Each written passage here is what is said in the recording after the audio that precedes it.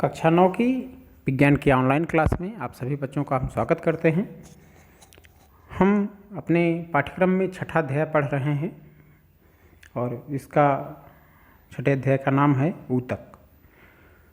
ऊतक में अभी तक इसके पहले 2 लेक्चर पढ़ चुके हैं हम, उसको आपने देखा होगा और उसमें हमने देखा कि ऊतक क्या होते हैं, पौधों के ऊतक किस तरह बने हुए होते हैं। 2 तरह के ऊतक पाए जाते हैं पौधों में, एक विभज्योतक ऊतक और दूसरे अस्थायी ऊतक। विभज्योतक ऊतक लगातार विभाजित होते रहते हैं और अस्थायी ऊतक वह होते हैं उन कोशिकाओं से बने हुए होते हैं जिन्होंने अपनी विभाजन की क्षमता खो दी होती है और उनमें विभेदीकरण हो गया होता है। तो पौधों में पाए जाने वाले ऊतकों के विभिन्न प्रकार हमने पढ़ लिए हैं। अब आज की क्लास में हम जंतु ऊतकों के बारे में पढ़ेंगे। जब हम सांस लेते हैं तब हम अपनी छाती की गति को महसूस कर सकते हैं। शरीर के ये अंग कैसे गति करते हैं, इसके लिए हमारे पास कुछ विशेष प्रकार की कोशिकाएं होती हैं जिन्हें हम पेशीय कोशिकाएं कहते हैं। और यह पेशीय कोशिकाएं फैलना, सिकुड़ना इत्यादि कार्य करती हैं और विभिन्न अंगों को गति प्रदान करती हैं। हमारे शरीर में जो भी गतियाँ होती हैं इन्हीं पेशीय कोशिकाओं के कारण होती हैं, इनके सिकुड़ने फैलने के कारण होती हैं। जब हम सांस लेते हैं तो हम ऑक्सीजन शरीर के भीतर ले जाते हैं। यह ऑक्सीजन कहाँ से आती है? यह फेफड़ों के द्वारा अवशोषित की जाती है तथा रक्त के साथ शरीर की सभी कोशिकाओं में पहुँचा दी जाती है। कोशिकाओं को ऑक्सीजन की आवश्यकता क्यों होती है? माइटोकॉन्ड्रिया का कार्य इस प्रश्न के हल के लिए यह संकेत देता है। इसके पहले हम जो जीवन की मौलिक इकाई पढ़ रहे थे उसमें हमने माइटोकॉन्ड्रिया ऑक्सीजन का क्या करती है उसके बारे में पढ़ लिया है। रक्त अपने साथ शरीर के विभिन्न पदार्थों को पूरे शरीर में एक स्थान से दूसरे स्थान तक लाने और ले जाने का काम करता है। जैसे भोजन, ऑक्सीजन यह सभी कोशिकाओं तक पहुंचाता है और शरीर के सभी भागों से जो अपशिष्ट पदार्थ होते हैं, जो शरीर को नुकसान पहुंचाने वाले पदार्थ होते हैं, उनको एकत्र करके यकृत और वृक्क तक पहुंचाता है, जहां से शरीर के बाहर उनका उत्सर्जन कर दिया जाता है। रक्त और पेशियां दोनों ही हमारे शरीर में पाए जाने वाले अनेक प्रकार के जो ऊतक हैं उन्हीं में से कुछ उदाहरण हैं। उनके कार्य के आधार पर हम विभिन्न प्रकार के जंतु ऊतकों के बारे में पढ़ेंगे, जैसे कि एपिथीलियम ऊतक, संयोजी ऊतक, पेशीय ऊतक, तंत्रिका ऊतक और रक्त। इन सब ऊतकों के बारे में पढ़ना है। एपिथीलियम ऊतक, संयोजी ऊतक, पेशीय ऊतक, तंत्रिका ऊतक, इन सभी ऊतकों के बारे में अपने इस अध्याय में हमें पढ़ना है। तो हम यह देखेंगे कि किस तरह काम करता है। रक्त संयोजी ऊतक का ही एक प्रकार है तथा पेशी ऊतक का प्रकार है। तो कौन से ऊतक कैसे कार्य करते हैं, कैसे उनकी संरचना होती है, यह हमारे इस अध्याय में जंतु ऊतक में पढ़ना है। पहली चीज एपिथीलियम ऊतक। एपिथीलियम ऊतक क्या होते हैं? जंतु के शरीर को ढकने, ध्यान देंगे, जंतु के शरीर को ढकने या बाह्य रक्षा प्रदान करने वाले जो ऊतक होते हैं उन्हें एपिथीलियम ऊतक कहते हैं। शरीर को बाहरी त्वचा जो हमारी है या शरीर के भीतरी अंग है उनकी जो बाहरी कवर होती है या खोखले अंगों की भीतरी कवर जो होती है, सभी को ढकने और बाह्य रक्षा प्रदान करने वाले ऊतक एपिथीलियम ऊतक होते हैं। एपिथीलियम शरीर के अंदर स्थित बहुत से अंगों और गुहिकाओं को भी ढकते हैं या विभिन्न प्रकार के शारीरिक तंत्रों को एक दूसरे से अलग करने के लिए अवरोध का भी निर्माण करते हैं। हमारी त्वचा, मुंह, आहार नली, रक्तवाहिनी, नली का अस्तर, भीतरी अस्तर जो होता है, फेफड़ों की कूपिका, वृक्कीय नली, यह सभी जो हैं एपिथीलियम ऊतक से बने हुए होते हैं। एपिथीलियम ऊतक की कोशिकाएं एक दूसरे से सटी हुई होती हैं और आपस में सट करके अनवरत परत का निर्माण करती हैं जो कि छिन्न भिन्न नहीं होती है। तो पेशीय ऊतक कैसे होते हैं इसकी संरचना हम देख सकते हैं। यह हमारा आमाशय है और आमाशय की एक सेक्शन काटने के बाद हमें कुछ इस तरह की संरचना दिखाई देती है और इसको और हम दीर्घीकृत करते हैं, बड़ा करते हैं तो इस तरह की संरचना दिखाई देती है। और यह जो संरचना है चिकनी पेशियां हैं, यह चिकनी पेशियों से बना हुआ होता है हमारा आमाशय। उसकी एक कोशिका की संरचना यहाँ पे चित्र में दी गई है। तो कैसी कोशिका की संरचना होती है उसको आप इसमें से चित्र के माध्यम से देख सकते हैं। हमारे शरीर में जो एपिथेलियम ऊतक होते हैं वह विभिन्न प्रकार के होते हैं और यह जो परत बनाते हैं इन परतों के बीच चिपकने वाले पदार्थ कम होते हैं तथा कोशिकाओं के बीच बहुत कम ही स्थान होता है। जो अविच्छिन्न परत होती है एपिथेलियम ऊतक की, उनकी कोशिकाओं के बीच बहुत कम स्थान पाया जाता है।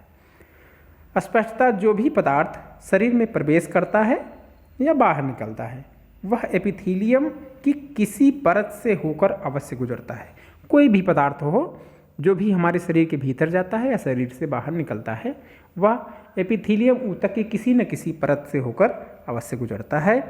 इसके फलस्वरूप जो विभिन्न प्रकार की एपिथेलियम कोशिकाएं हैं उनके बीच पारगम्यता शरीर तथा बाहरी वातावरण और शरीर के विभिन्न अंगों के बीच, किसके बीच पारगम्यता?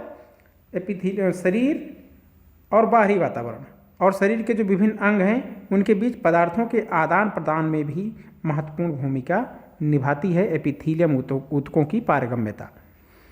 इनकी पारगम्यता इन कार्यों में महत्वपूर्ण भूमिका निभाती है। सभी एपिथेलियम को एक बाह्य रेशेदार आधार झिल्ली उसे नीचे रहने वाले ऊतकों से अलग करती है।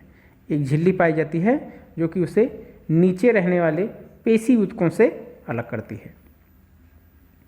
विभिन्न प्रकार की संरचनाएं होती हैं, चित्र में यह दी गई हैं कि किस तरह की संरचनाएं एपिथेलियम ऊतक की होती हैं। यह सल्की एपिथेलियम है और सल्की एपिथेलियम, घनाकार एपिथेलियम और घनाकार एपिथेलियम के बाद आपका स्तंभाकार या पक्षमाभी एपिथेलियम और स्तरित सल्की एपिथेलियम, यह विभिन्न प्रकार के एपिथेलियम ऊतक होते हैं। यह जो संरचनाएं हैं वह क्यों होती हैं अलग अलग प्रकार की? इसलिए कि उन्हें भिन्न भिन्न कार्यों पर यह निर्भर करता है। जैसे उदाहरण के लिए कोशिकाओं में जो रक्तनलिकाएं होती हैं, रक्तनलिका उसका जो भीतरी स्तर होता है या कूपिका हमारे फेफड़ों में होती है उसका जो भीतरी स्तर होता है, यहाँ पदार्थों का संवहन वर्णात्मक पारगम्य झिल्ली के द्वारा होता है। वहाँ पर चपटी एपिथेलियम ऊतक कोशिकाएं पाई जाती हैं। इनको सरल सल्की एपिथेलियम भी कहा जाता है। इन चपटी एपिथेलियम ऊतक कोशिकाओं को यह अत्यधिक पतली और चपटी होती हैं तथा कोमल अस्तर का निर्माण करती हैं। आहार नली, मुंह का कहीं भी जो भीतरी कैविटी होती है उसकी जो कवर होती है वह सल्की एपिथेलियम की बनी हुई होती है। उसे सल्की एपिथेलियम ढके हुए रहता है। शरीर का जो रक्षात्मक कवच है अर्थात त्वचा, इन्हीं सल्की एपिथेलियम कोशिकाओं से ही बना हुआ होता है। त्वचा की जो एपिथेलियमी कोशिकाएं हैं इनको कटने या फटने से बचाने के लिए या कई परतों में व्यवस्थित, हमारी जो त्वचा है वह कई परतों में यह सल्की एपिथेलियम की कोशिकाएं एक के ऊपर एक लगी हुई रहती हैं। चूँकि ये कई परतों के पैटर्न में व्यवस्थित होती हैं इसलिए इस एपिथेलियम को स्तरित सल्की एपिथेलियम कहते हैं। क्यों कहते हैं? क्योंकि इसमें कई स्तर पाए जाते हैं सल्की एपिथेलियम के। और घनाकार एपिथेलियम कहाँ होता है? जहाँ अवशोषण और स्राव होता है। जैसे आंत के भीतरी स्तर, वहाँ से आंत के जूस निकलते हैं, आंतरीय रस निकलते हैं जो कि भोजन को पचाने का कार्य करते हैं। वहाँ पे लंबी एपिथेलियम कोशिकाएं मौजूद होती हैं। यह स्तंभाकार एपिथेलियम एपिथेलियमी अवरोध को पार करने में सहायता प्रदान करता है। श्वास नली में स्तंभाकार एपिथेलियम ऊतकों में सीलिया होते हैं जो कि एपिथेलियमी ऊतक की कोशिकाओं की सतह पर बाल जैसी रचनाएं होती हैं। यह पक्षमाभ गति करते हैं जिससे कि जो भी चीज़ें हैं ये आप देख सकते हैं यहाँ पर कैसे स्तंभाकार पक्षमाभी है और यह घनाकार एपिथेलियम कोशिकाएं हैं।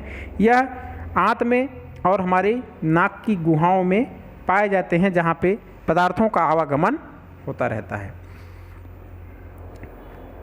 इनकी जो पक्षमाभी एपिथेलियम कोशिकाएं होती हैं, इनकी जो गति होती है, उन पे जो पक्षमाभ या रोएं पाए जाते हैं, वह गति इसलिए करते रहते हैं जिससे जो श्लेष्म है वह आगे की ओर स्थानांतरित होता रहे और कैविटी जो है, गुहा जो है, उसकी सफाई होती रहे। इस प्रकार के जो एपिथेलियम हैं उन्हें पक्षमाभी स्तंभाकार एपिथेलियम कहा जाता है, जहाँ पर भी यह पाए जाते हैं। घनाकार एपिथेलियम ऐसी जगहों पर पाए जाते हैं जैसे वृक्कीय नली तथा लार ग्रंथियों के नली के जो भीतरी स्तर का निर्माण होता है, वहाँ पे उसे यांत्रिक सहारा भी प्रदान करना है और श्रावण भी करना है, वहाँ पे यह घनाकार एपिथेलियम पाए जाते हैं। यह एपिथेलियम कोशिकाएं प्रायः ग्रंथि कोशिका के रूप में अतिरिक्त विशेषता अर्जित करती हैं, जो एपिथेलियम ऊतक की सतह पर पदार्थों का स्राव कर सकती हैं। कभी कभी एपिथेलियम ऊतक का जो कुछ भाग है वह अंदर की ओर मुड़ा होता है तथा एक बहुकोशिकीय ग्रंथि का निर्माण करता है, यह ग्रंथिल एपिथेलियम कहलाता है। तो एपिथेलियम ऊतक में हमने देखा कि जहाँ जैसा कार्य होता है वहाँ पर उस तरह की सल्की, स्तरित सल्की, घनाकार, पक्षमाभी घनाकार, स्तंभाकार, पक्षमाभी स्तंभाकार, जहाँ पे शरीर में जिस तरह की कवरिंग की आवश्यकता है वहाँ पे उस तरह की एपिथेलियम कोशिकाएं पाई जाती हैं। दूसरा है संयोजी ऊतक। रक्त एक प्रकार का संयोजी ऊतक होता है। इसे संयोजी ऊतक क्यों कहते हैं रक्त को? इसमें एक तरह के ऊतक के बारे में जान लें कि संयोजी ऊतक की जो कोशिकाएं होती हैं वह आपस में कम जुड़ी हुई होती हैं। क्या विशेषता होती है कि संयोजी ऊतक की कोशिकाएं आपस में कम जुड़ी होती हैं और इनमें अंतराकोशिकीय जो मटेरियल होता है, अधात्री होता है, उसी में यह धंसी हुई रहती हैं। यह अधात्री जेली की तरह तरल, जेली जैसे होता है उसी तरह तरल होती हैं, सघन या कठोर भी हो सकती हैं। अधात्री की प्रकृति विशिष्ट संयोजी ऊतक के कार्य के अनुसार बदलती रहती हैं। उनका अधात्री कैसा है वह उनके कार्यों के अनुसार बदलता रहता है। यह विभिन्न प्रकार की आपकी संयोजी ऊतक की कोशिकाएं हैं। यह रक्त की संयोजी ऊतक कोशिकाएं हैं और इनमें अनेक तरह की कोशिकाएं पाई जाती हैं, विभिन्न आकार प्रकार की, neutrophil, eosinophil, basophil, lymphocyte, monocyte, platelets. यह रक्त जो एक संयोजी ऊतक है उसके भीतर पाई जाने वाली विभिन्न प्रकार की कोशिकाएं हैं। वैसे ही यह हमारी जो अस्थियां हैं और उपास्थियां होती हैं उनमें पाई जाने वाली यह कोशिकाएं होती हैं जो कि अस्थि या उपास्थि का निर्माण करती हैं। तो यह जो संरचना है वह हमारी कोशिकाओं, हमारी संयोजी ऊतक की कोशिकाओं की होती है। एक क्रियाकलाप दिया गया है आपकी बुक में, रक्त की एक बूंद लेके उसकी स्लाइड बनाते हैं। तो रक्त के जो तरल अधात्री भाग जो होता है उसमें हम देखते हैं कि तरल और जिसमें वह कोशिकाएं घुली हुई रहती हैं उस भाग को प्लाज्मा कहते हैं। प्लाज्मा में लाल रक्त कणिकाएँ, श्वेत रक्त कणिकाएँ मतलब WBC, RBC और प्लेटलेट्स उसी में घुली रहती हैं। प्लाज्मा में प्रोटीन, नमक तथा हार्मोन भी होते हैं। रक्त गैसों, शरीर के पचे हुए भोज्य पदार्थों, हार्मोन और उत्सर्जी पदार्थों का एक स्थान से दूसरे स्थान तक परिवहन करता है। तो यह होती हैं संयोजी ऊतक की कोशिकाएं और विशेष तौर पर रक्त और अस्थि की कोशिकाएं। अस्थि संयोजी ऊतक का ही एक प्रकार होता है। हमारी हड्डियां जो हैं वह संयोजी ऊतक का ही एक प्रकार होती हैं। यह पंजर का निर्माण करके शरीर को आकार प्रदान करती हैं और मांसपेशियों को सहारा देने का कार्य करती हैं और शरीर के जो मुख्य अंग हैं उनको सहारा देने का कार्य करती हैं। यह ऊतक मजबूत और कठोर होते हैं। अस्थि कार्यों के लिए इन गुणों के क्या उपयोग हैं? अस्थि कोशिकाएं कठोर अधात्री में धंसी हुई होती हैं। जैसा कि हमने देखा जो संयोजी ऊतक की कोशिकाएं हैं वह आपस में सटी हुई नहीं होती हैं, उनमें एक अधात्री पाया जाता है जिनमें यह कोशिकाएं धंसी हुई होती हैं। वह अधात्री ठोस, अर्धठोस, तरल किसी भी प्रकार का हो सकता है। तो रक्त जो है वह एकदम तरल अधात्री होता है उसमें, लेकिन जो हड्डियां हैं उसका जो अधात्री होता है जिसमें वह घुली होती हैं कोशिकाएं, वह ठोस होता है। तो अस्थि की जो कोशिकाएं हैं वह कठोर अधात्री में धंसी होती हैं। यह अधात्री जो है इनका वह कैल्शियम और फास्फोरस से बना हुआ होता है, जो कि हड्डियों के बारे में कहा जाता है कि वह कैल्शियम और फास्फोरस हड्डियों को मजबूती प्रदान करता है। इसीलिए क्योंकि जो उनका अधात्री होता है वह कैल्शियम और फास्फोरस से मिलकर बना हुआ होता है। दो अस्थियां आपस में जुड़ने के लिए एक दूसरे तरह का संयोजी ऊतक होता है जिसे स्नायु या अस्थिबंधान तंतु कहते हैं, उसी से जुड़ी हुई रहती हैं।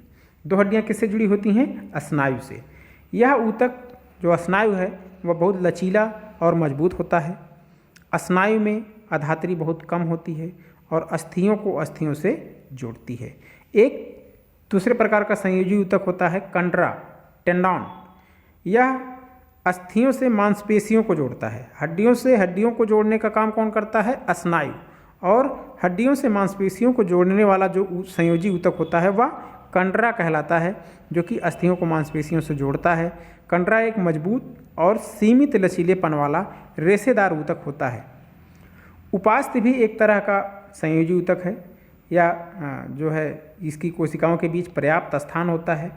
इनका जो ठोस अधात्री होता है उसमें प्रोटीन और शर्करा से बना हुआ होता है। यह अस्थियों के जोड़ों को चिकना बनाने का काम करती हैं। क्या काम करती हैं उपास्थियाँ? जो अस्थियों के जोड़ हैं उनके ऊपर पाई जाती हैं और उन्हें चिकना बनाने का काम करती हैं। हमारी नाक, कान, कंठ और श्वास नली में भी जो उपास्थियाँ होती हैं वह मुड़ सकती हैं, लेकिन हाथ में हम अस्थि को देखते हैं वह मुड़ नहीं सकती हैं। तो अस्थियों उपास्थियों में यही अंतर है कि उपास्थि उससे कहते हैं जिसे हम जिनमें लचीलापन पाया जाता है। नाक और कान, इनमें पाई जाने वाली जो संरचनाएं हैं वह उपास्थियाँ होती हैं। बाकी हाथ पैर जहाँ मजबूती प्रदान करनी है वहाँ पे पाई जाने वाली जो संयोजी ऊतक की कोशिकाएं हैं, संयोजी ऊतक है, वह अस्थियाँ होती हैं। और यह दोनों अलग अलग तरह के ऊतक नहीं होते हैं, यह संयोजी ऊतक के ही प्रकार हैं, अस्थि भी और उपास्थि भी। तो अनेक प्रकार के संयोजी ऊतक बने होते हैं, लेकिन सबके निर्माण का एक मूलभूत आधार यही होता है कि एक अधात्री होता है जिसमें संयोजी ऊतक की यह कोशिकाएं धंसी हुई रहती हैं, घुली हुई रहती हैं और उस संयोजी ऊतक का निर्माण करते हैं। एरियोलर संयोजी ऊतक पाया जाता है। यह ऊतक त्वचा और मांसपेशियों के बीच, रक्त नलिका के चारों ओर तथा नसों और अस्थिमज्जा में पाया जाता है। एक तरह का संयोजी ऊतक एरियोलर संयोजी ऊतक भी होता है। यह अंगों के भीतर खाली जो जगह होती है उसको भरने का काम करता है, आंतरिक अंगों को सहारा प्रदान करता है और ऊतकों की मरम्मत में सहायता करता है। हमारे शरीर में वसा इन्हीं एरियोलर ऊतकों में संचित होती है। यह वसा का संग्रह करने वाला वसामय ऊतक जो है वह त्वचा के नीचे इन्हीं एरियोलर संयोजी ऊतक की कोशिकाओं के बीच भरा रहता है।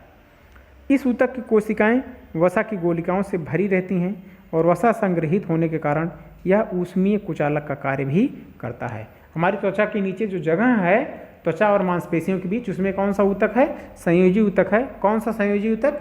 एरियोलर संयोजी ऊतक। यह उसी में भरा रहता है और उसमें वसा का भी संचय होता रहता है और वसा का संचय होने के कारण हम बाहरी वातावरण से अपने शरीर को बचाए रखने में सक्षम होते हैं। बाहरी वातावरण में जो भी तापमान परिवर्तन होता है वह हमारे शरीर के भीतर के तापमान को प्रभावित नहीं कर पाता है। एक तरह से जैसे हम बाहर से स्वेटर पहनते हैं उसी तरह हमारे त्वचा के नीचे यह एरियोलर संयोजी ऊतक में जमी हुई वसा की जो गोलिकाएं हैं यह कवरिंग का काम करती हैं और टेम्परेचर को मेंटेन रखने का कार्य करती हैं। तो यह था हमारा जंतुओं में संयोजी ऊतक और पेशी ऊतक, दो ऊतकों के बारे में हमने पढ़ा।